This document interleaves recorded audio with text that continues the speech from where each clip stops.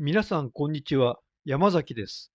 今回のテーマは、日本の農業人口と食料問題です。最近、巷で農業問題と食料問題に関心が高まっています。今、多くの方々が食料のことを心配されるのは、私、無理もないことだと思います。農業経済学を勉強してきたものとして、皆様を安心させるようなお話ができるといいと思うのですけれども、実際には食料問題の深刻さはまだまだ過小評価されているのではないかという気がします。で、まずお話しするのは、最近あちこちで言われていることなので、皆様もすでにお聞き及びのことと思いますが、日本の食料自給率は非常に低いということです。まず、この点の確認から始めたいと思います。ただ、一口に食料自給率といっても、いくつかの指標があります。ここに書いてあるのは、カロリーベース自給率、金額ベース自給率、穀物自給率です。その中で最も切実なのは、カロリーベースの自給率だと思います。そこでその数値を見ますと、カロリーベースの自給率は、一番最近ではわずか38%しかありません。逆に言うと、日本人のカロリーの6割以上を輸入に頼っているということです。でなお、日本ではカロリーベース自給率が重視されていますが、世界に目を向けてみると、主食である穀物の自給率を重視する国が多いようです。それはともかく、この38%の食料自給率が、いかに低い水準であるのかということは、例えば、地政学的なリスクが高まるなどして、食料の輸入が止まって、そして日々取っているカロリーが4割になったら、一体どういうことになるかということを想像してみれば、容易にご理解いただけようかと思います。そういう極端な状況をイメージしなくても、現に、最近オレンジでありましたように、気象変動によって外国の食料生産量が減っているために、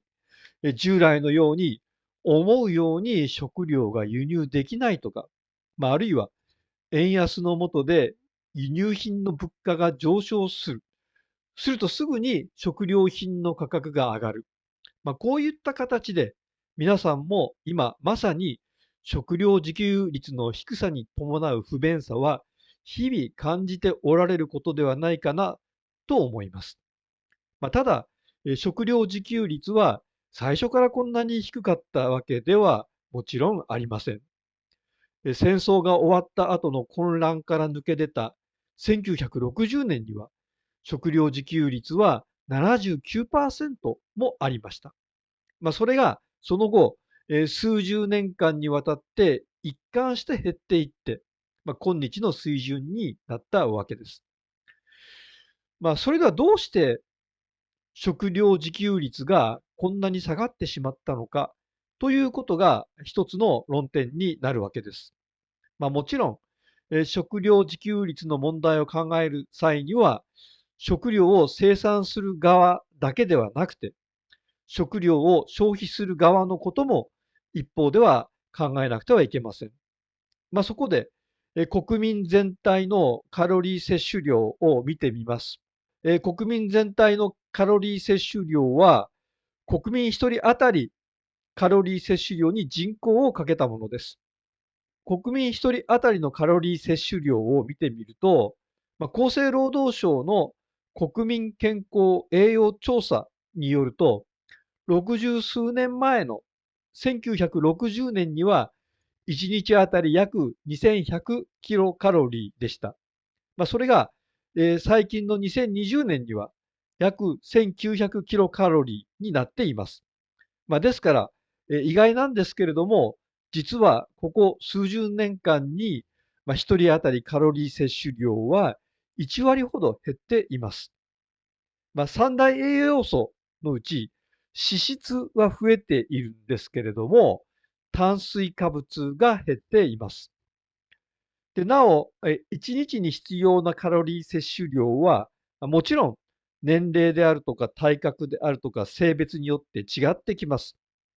一番摂取量の多い成人男性で2000キロカロリー程度と言われています。ですから、女性や老人、子供もいることを考えると、現在の平均1900キロカロリーというのは、平均的には十分に食べることができている水準ではないかなと思います。他方で人口は1960年には9400万人でしたが、2020年には1億2600万人にまで増えました。人口は、直近では減っていますけれども、数十年間のトレンドで見てみると、3割以上増えています。国民全体の総カロリー摂取量は、先ほど言いましたように、1人当たりカロリー摂取量に人口を掛け合わせた数字です。国民全体の総カロリー摂取量は、1960年の約2000億キロカロリーから2020年には約2400億キロカロリーにまで増えています。こういうカロリー需要の高まりに対して、国内の食料生産が対応できていないというところから、先ほどの食料自給率の低下が起こっているわけです。で、あと、さらに状況を深刻にしているのは、フードロスの増加です。フードロスというのは、供給された食料が消費されないで、捨てられる、廃棄されるということなんですけれども、そうしたフードロスの量が、外食であるとか加工食品の増加に伴って、増加してきています。もちろん、食料といった場合には、農産物以外に水産物の消費もあるわけですけれども、農産物の占めるウェイトが高いことと、あと、私個人の専門は農業なので、以下では農業に絞ったお話をさせていただきます。つまり、日本の食料自給率が下がっているということを、日本の農業が後退しているという面から考えたいと思います。そして、農業が後退しているのは、農業生産のために使うことができる国内の資源が徐々に減ってきているということです。で、さらに、農業生産のために使う資源の中で、一体何が重要なのかというと、それはやはり第一に人、そしてさらに、農産物を生産する場である土地、農地です。そこでまず、土地から見ていきます。日本の農地面積は1961年が過去最大でして、この時609万ヘクタールありました。それがその後、一本上司で減り続けまして、2022年の数字になると433万ヘクタールにまで減っています。ですから、この約60年間に、面積にして176万ヘクタール、率にすると29%の農地が減っているわけです。減った176万ヘクタールというのは、一体どれぐらいの広さなのかという点は、なかなか感覚的にはピンとこない数字ですけれども、そこで都道府県の面積と比べてみると分かりやすいのではないかと思いますので、実際に比べてみます。都道府県の中で一番広いのはやはり北海道でして、約830万ヘクタールです。そして、北海道の次に広いのが岩手県でして、150万ヘクタールです。先ほど60年間に減った農地面積が176万ヘクタールということでしたから、日本で2番目に広い岩手県を上回る農地の面積がこの間になくなったことになります。で、なお、細かい話になりますけれども、農地の中には実際には耕作されていない耕作放棄地が含まれています。農地面積から耕作放棄地の面積を差し引いたものが耕地面積です。ですから、厳密に言いますと、農地面積と耕地面積とは違います。実際に農地として利用されている土地の面積は、農地面積の方ではなくて、耕地面積の方です。で、この耕作放棄地の面積も年々増えてきていまして、1975年には13万ヘクタールだったんですけれども、2015年には42万ヘクタールにまで、3倍強に増えています。なお、2015年は、耕作放棄地の面積の最新のデータでして、これ以降、耕作放棄地の面積は公表されていません。その約10年前のちょっと古いデータで見ても、近年は農地の1割程度は実際に農地としては使われていないで放棄されているということです。で、そしてさらに、耕地がどの程度農地として有効に使われているのかを示す指標として、耕地利用率というのがあります。耕地利用率は、耕地面積に対する年間の作付け面積の比率です。つまり、例えば、同じ農地が年間2回転すると、耕地利用率は200%になります。で、この高地利用率は2022年に91%でした。つまり100%を切っていました。ところが、この高地利用率は1960年には134%もありました。例えば、かつて関東よりも南の地方では、夏にお米を作る水田で、冬には麦が作られていました。このことが高地利用率を高めていたわけです。つまり、かつては農地の面積が広かっただけではなくて、農地がより有効に活用されてもいたのです。では、どうしてこんなに農地が減って、しかも残っている農地の使い方が粗放的になってしまったのかというと、これは端的に言って農業に従事する人の数が減ったからです。ただ、一口に農業に従事する人と言っても、実はそれにはいろんなレベルがあります。なお、巷の議論を動画であるとか報道番組などで見ていますと、農家とか農民とかを一つの括りで語っていることが多いようです。しかし、実は、農家とか農民は一つではありません。農家とか農民といったくくりが覆い隠してしまう多様性を理解することが、実はものすごく重要なのだと思います。まず、農業に従事する人々のうち、基幹的農業従事者というのは、普段の仕事として、主に自分の家の農業に従事している方々のことです。ですから、基幹的農業従事者というのは、プロフェッショナルに農業に従事している人々のイメージに近いと思います。それに対して、最も定義が緩いのが、基幹的の文言がついていない農業従事者です。農業従事者というのは、15歳以上の農家の世帯員のうち、年間1日でもいいから自分の家の農業に従事した方々です。で、そこでまず、プロフェッショナルな、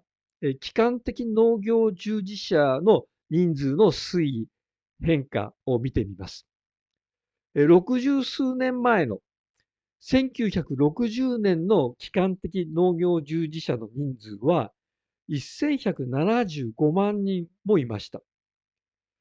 この時、全産業の就業者数は4400万人でしたから、日本国内で働いている人々のうち、実に4人に1人はプロフェッショナルな基幹的農業従事者であったわけです。で、それが60年後の2020年になると、基幹的農業従事者の数は136万人にまで減っています。つまり、10分の1とまでは言えませんけれども、8分の1から9分の1にまで、基幹的農業従事者は減っています。2020年の全産業の就業者数は6680万人でしたから、それと比較すると、基幹的農業従事者はわずかに 2% に過ぎません。で、なお、先ほど農地の減少は約3割だと申し上げまし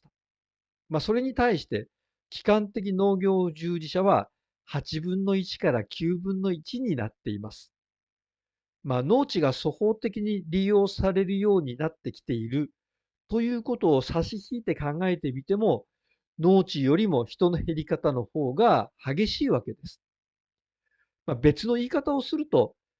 人の減り方に比べるならば、農地は割とよく守られているということができるわけです。そこで次に、基幹的農業従事者の質の面にまで目を向けてみますと、状況はさらに深刻です。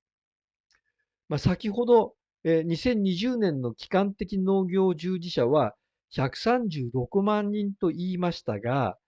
実はその136万人のうち95万人が65歳以上なのです。つまり、基幹的農業従事者の約7割が普通の企業ならば引退年齢に達している高齢の方々であるわけです。農業の若い後継者が少なくて、プロの農業が世代から世代へと継承されていっていないということです。そして今後、年取った基幹的農業従事者が続々と引退していくと、プロの農業者はさらに減っていくことになります。ちなみに、60数年前の1960年時点の65歳以上の基幹的農業従事者の数は66万人でした。その時、基幹的農業従事者の中で、高齢の方の比率はわずか 6% に過ぎませんでした。今の7割とは大違いでした。では、こういう農業従事者の数が先細りし、さらに、ご高齢の方が増えてきている。そういう状況の中で、どうして農地が割とよく守られているのでしょうか。それは一つには農業者一人当たりが扱うことができる農地の面積が機械化であるとか、あるいは化学資材が農業に投入されるようになったおかげで拡大してきているからです。一言で言うと、農業における労働生産性が向上してきているのです。二つ目の理由は、基幹的な農業従事者は確かに減ったんですけれども、その一方で、プロフェッショナルではなくて、補助的に農業に従事する人の数は割と維持されているということがあります。先ほど説明した農業従事者の数から、基幹的農業従事者の数を引いた数を、農業に補助的に従事している人とします。その農業に補助的に従事している人の数は、2020年には113万人でした。ところが、60数年前の1960年に農業に補助的に従事している人の数は591万人でした。ですから、農業に補助的に従事している人の数は、この間に5分の1から6分の1に減っています。確かに農業に補助的に従事する人の数も減ってはいます。しかし先ほどの、基幹的農業従事者の減り方は8分の1から9分の1ですから、脇で農業を支える人たちは、基幹的農業従事者ほどは減ってはいません。で、それと、もう一つ強調しなくてはいけないことは、それぞれの地域で農地を守るためにいろいろな仕組みを作って、コツコツと頑張っておられる方々が、日本の農村に行くと、あちこちにいらっしゃって、その方たちが並々ならぬ努力で農地を守っておられるということがあります。それでは、どうしてこんなにも農業を仕事にしている人の数が減っているのかというと、人間の職業選択にはいろいろなファクターが作用すると思いますけれども、やはり平均的な人の判断基準としては、所得ということが大きく効いていると思います。そこで農家さんが果たしてどれぐらいの所得を上げているのかを見てみます。ここで紹介するのは、2020年から2022年の主業農業経営体というものの農業所得です。数値を見ていただくと、年によるばらつきが大きいことがわかると思います。このように農業所得は生産量や農産物価格が年によって変動するのに伴って変動します。で、3年間を平均すると404万円になります。で、今言った、種業農業経営体というのは、これは統計用語でして、その定義は世帯所得の50%以上が農業所得で、調査期日前1年間に自営農業に60日以上従事している65歳未満の世帯員がいる個人経営体となっています。で、個人経営体というのは、世帯で事業を行う経営体です。つまり、個人経営体には法人化して会社で事業を行う農業経営体は含まれていません。こうした定義から、種業農業経営体というのは、農業を主な所得源にしている農家さんであると申し上げてよいと思います。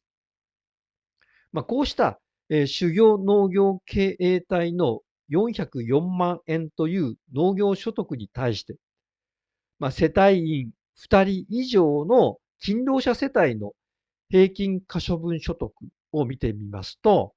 これは2021年の数値ですが、591万円になっています。勤労者世帯の所得の方が、種業農業経営体の農業所得よりも187万円高くなっています。勤労者世帯の所得は農業所得の約 1.5 倍です。ただ、ここで注意しなくてはいけない点がいくつかありますので、それを今から述べます。まず、農家さんの世帯所得はいくら、修行的な経営でも、多くの場合、農業所得だけではありません。農外所得もあります。実は、農外所得を合わせると、農家の所得は勤労者世帯の可処分所得よりもむしろ高いという議論があります。で、なお、日々の報道を見ておりますと、世帯当たり平均農業所得が100万円台、あるいは100万円も切っていて非常に低いという話を耳にすることがよくあります。で、これは、自家菜園とそれほど変わらない非常に小規模の農業をやっている農家も含めた平均でして、極端に低くなっています。例えて言うならば、週に1日2日短時間のバイトをやっっている人と、バリバリのサラリーマンと一緒くたにして所得の平均を計算しているようなものです。で、こういう報道を通じて農業の悲惨なイメージが一人歩きすると、そのこと自体がこれから農業で頑張ろう、あるいは頑張りたいと思っている若い人たちのやる気をくじきかねません。先ほど言ったように、農業所得は確かに低いのですけれども、この事実をねじ曲げて低いということを誇張するのは、私はやめた方がいいと思います。で、また、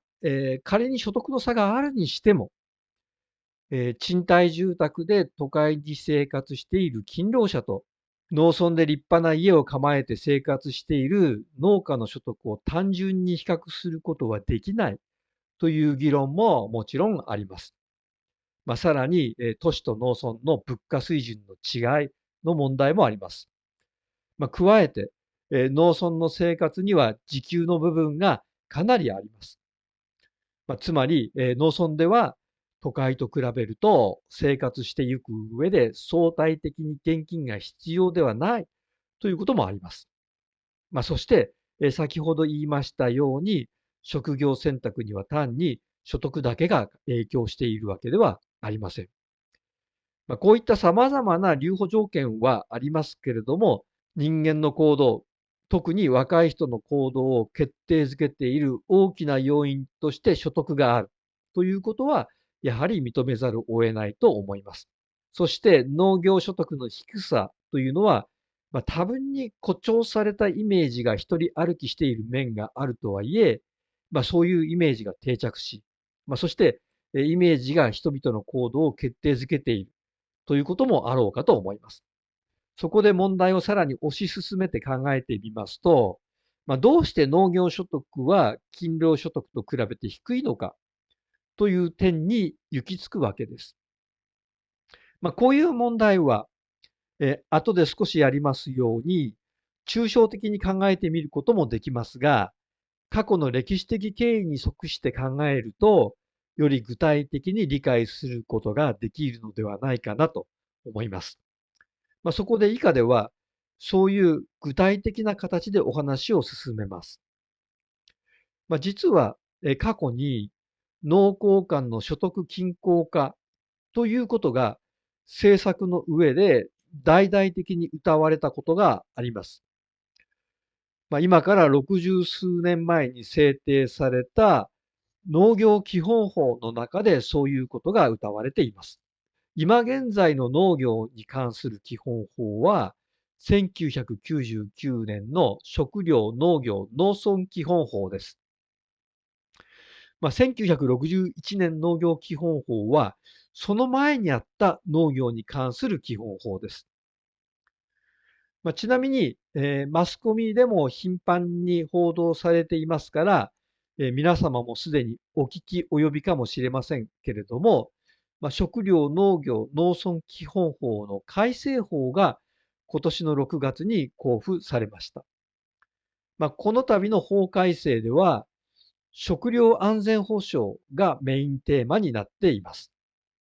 気象変動や地政学的リスクから今日輸入依存の食料供給のあり方がさすがに問題視されるようになってきているわけです。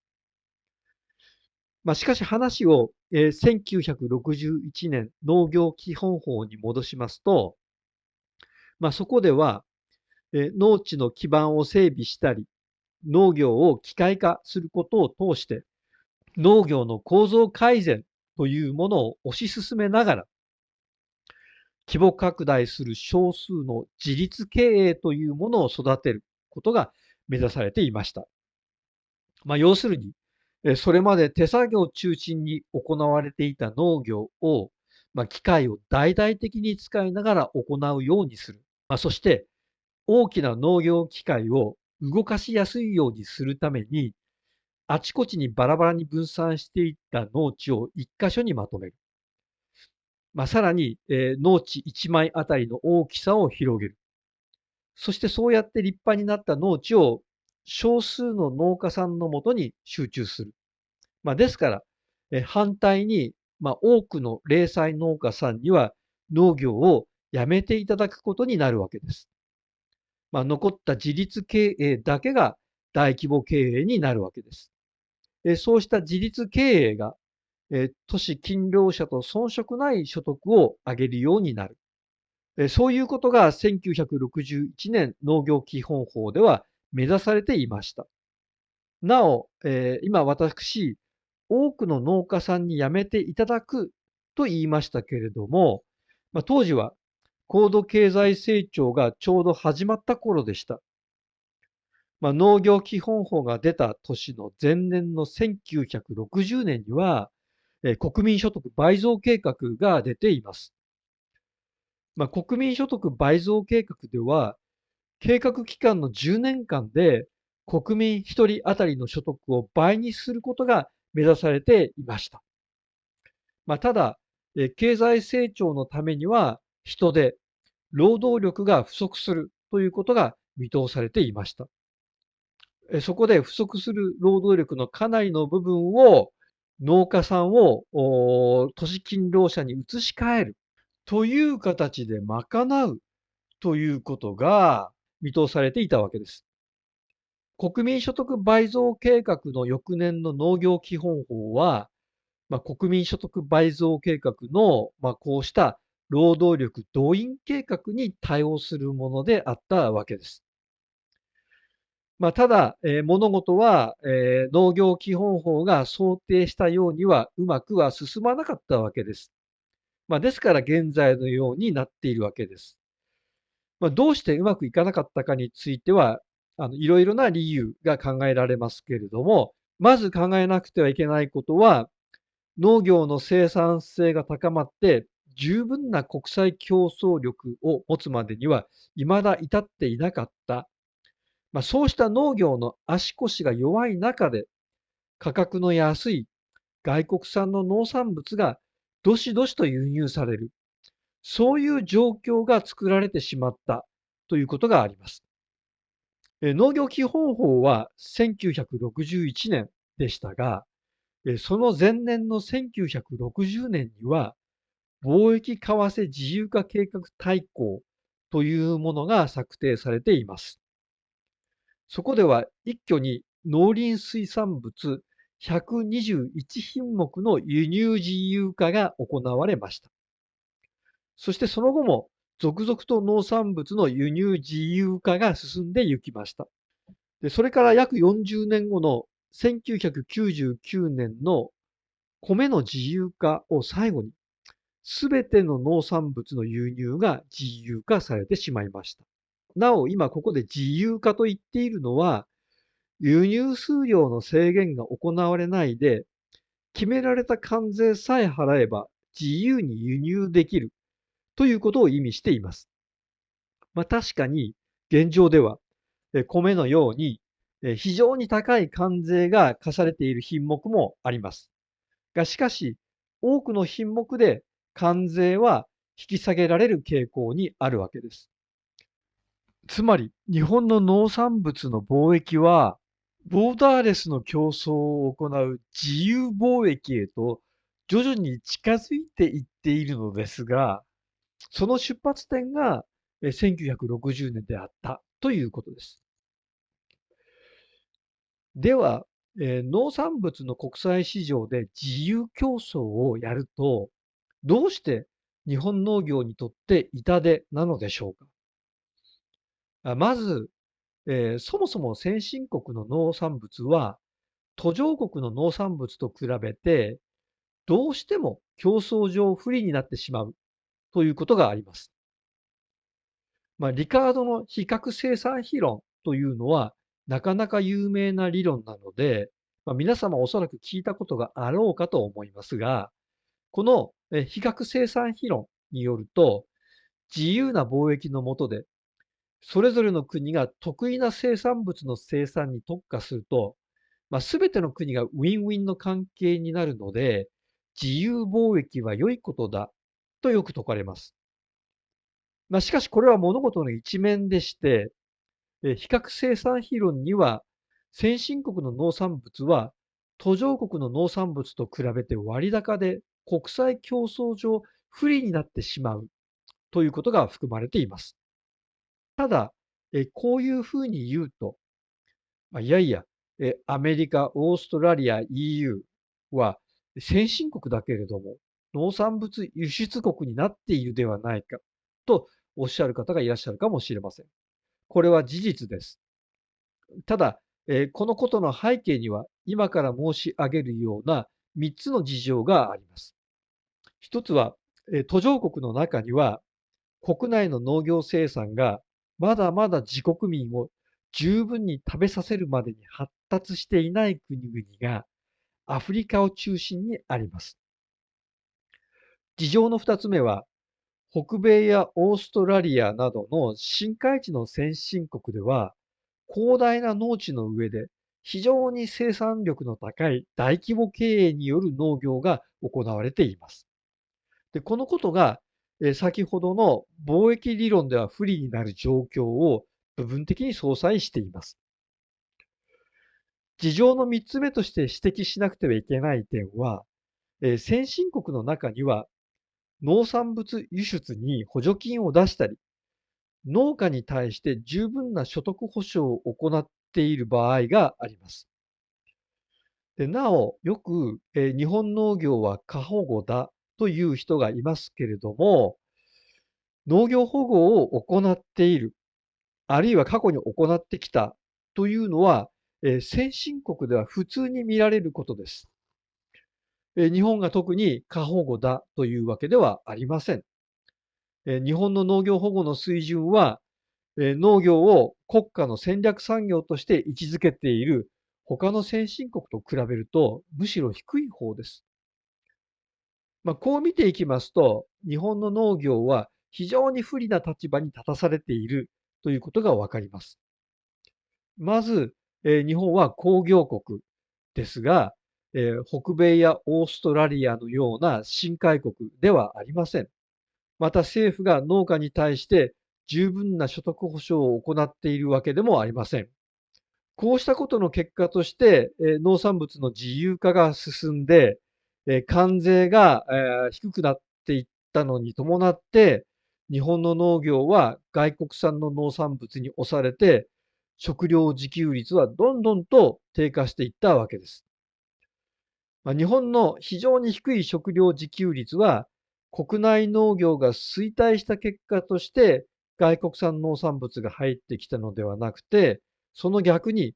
外国産農産物が入ってきた結果として国内農業が衰退し、食料自給率が低くなってしまったわけです。さて以上は、食料危機の背景についてお話をしてきたわけです。食料危機というのは、あまり煮詰まった言葉ではないので、一体どのように定義したらいいのか悩ましいところです。そこで、どなたでもアクセスできる情報源である Wikipedia に書いてあることを紹介します。つまり、食料不足が危機的状況に達すること、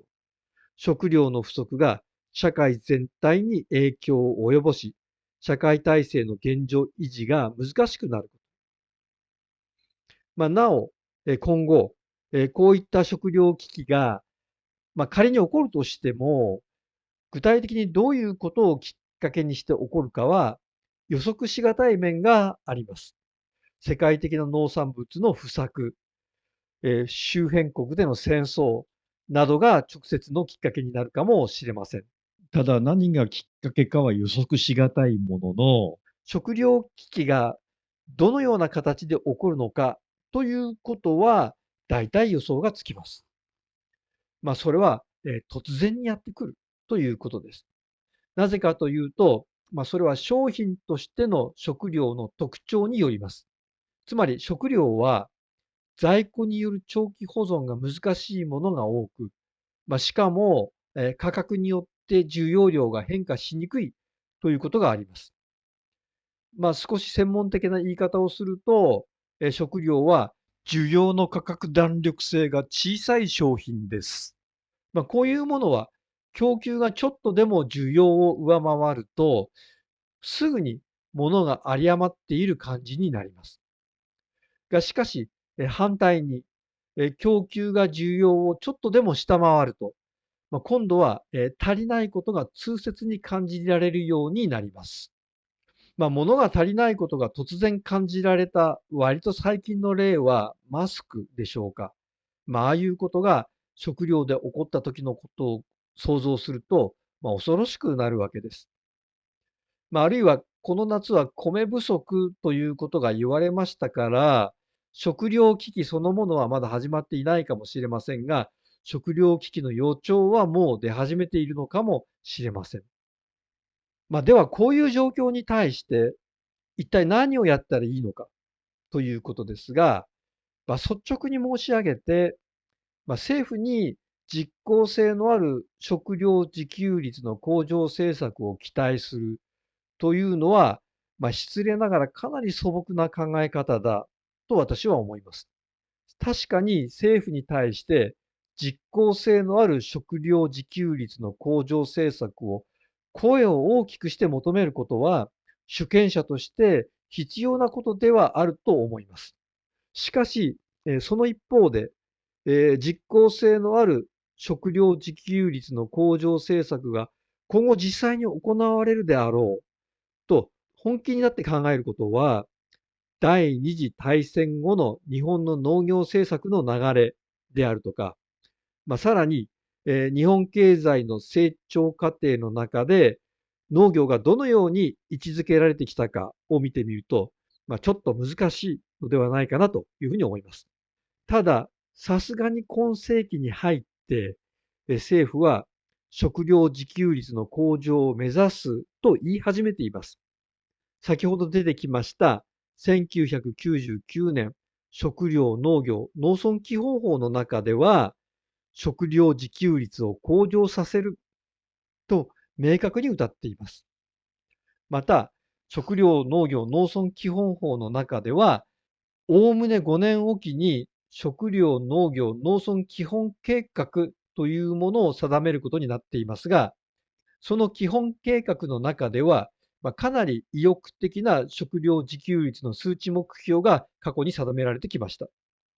た。しかし、1999年に食料農業農村基本法が制定された時の食料自給率は40%でした。それから二十数年を経た今日の食料自給率は38%です。ですから、食料農業農村基本法の下で現実に起こっていることは食料自給率の低下です。これがこの二十数年間の現実です。そして、先ほど触れました、食料農業農村基本法の改正法ですけれども、食料自給率の低下に対応するという問題意識から法改正の動きが始まったはずなんですけれども、法律の条文を見てみると、農業を立て直そうということにはどうもなっていないようです。むしろ国の財政難の中で国内農業の立て直しはもう諦められてしまったかのようでして、有事の時にどうやって食料を確保するのかという論点が前面に出てきてしまっています。有事というのは戦争だけではありませんけれども、農業に関する基本法がついに戦時立法の性格を持ってしまったわけです。最近、時々今はもはや戦後ではなくて新たな戦前だと、不穏なお話をされる方がいらっしゃいますけれども、農業政策の動きを見てみると、これはあながち大げさな言い方ではないなと私は思います。新しい形の農業基本法からは、農業再建の本気度は伺えませんが、どちらかというと戦争準備の方が感じられます。1961年の農業基本法には、先ほど言いましたように、農業をどう作っていくかという視点がそれなりにあったと思います。しかし今回の法改正では、そういう視点が後景に退いて、有事にどう対応するかという話に力点が置かれています。ただ、ボロボロになった農業の再建を行わないで有事に対応しようというのですから、有事への対応としてもどうしても不十分なものにならざるを得ないと思います。有事の際には、農家にカロリーの高い芋などの農産物を作らせようということのようなのですが、基幹的農業従事者の平均年齢が68歳の日々縮小していく農業に十分な手当も行わないで国民の命を託そうというものです。そういう意味で日本はもはや積極的に戦争をやれるような国ではなくなってしまっているわけです。それは平和国家でよかったということなのかもしれませんが、ただ、皆様ご存知のように、周辺国の有事に日本がいや応なしに巻き込まれてしまう可能性が近年ますます現実味を帯びてきているわけです。その時に相手の交戦国が一体どういうことを行うかなということを、軍事の素人なりに考えてみますと、海上封鎖を行って、日本に向かう食料輸送船を攻撃するというようなことでしょうか。そうなった時の、日本国内の、あえて申し上げますが、餓死者の数をなるべく減らしたいということが、新たな形の農業基本法のテーマということなのでしょうか。ではどうして戦後の日本は食料の輸入依存を深めたのでしょうか。よく聞くのは戦勝国に押し付けられたという話です。確かに、戦後、パンと脱脂粉乳の学校給食で、日本人の食生活が、根本的に変えられてしまいました。さらに、お米を食べると頭が悪くなるというようなキャンペーンまで行われました。こうして、日本人の胃袋は外国で余っている農産物のはけ口にされてしまったわけです。また、アメリカの外交政策の中には、実は食料を武器として使うということがあります。つまり、他国を属国にするためには、アメリカの農産物を輸入しなければ、その国が食べていけないようにするというのがあります。こういう話をすると、陰謀論だというふうに言われるかもしれませんが、こういう政策は秘密だとか陰謀などでは全くなくて、アメリカの政府、公の席で明言してきたことです。こうしたことはいずれも事実であって、日本の食料自給率の低下がアメリカの外交政策と密接に結びつきながら進んできたことは否定できないことです。